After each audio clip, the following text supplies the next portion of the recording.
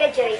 Today, the 6th grade officers will do a video report about the Jewish people. The Jewish people are very old. They are much older than us Christians.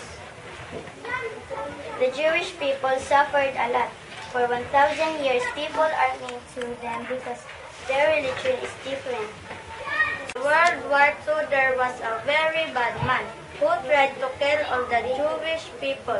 The Jewish people went all over the world so they could live.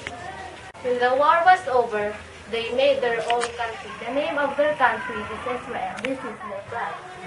They send servants to us, so when we go to school, we are not hungry. The Jewish priest is called Rabbi. The rabbi in Miami, Florida is Rabbi Harley. The Jewish lady who helped us eat is Mom Grenston. We love the Jewish people. Thank you.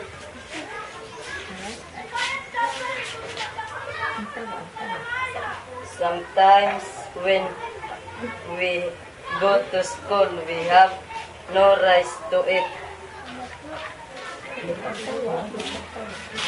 Sir Bill, bring us rice.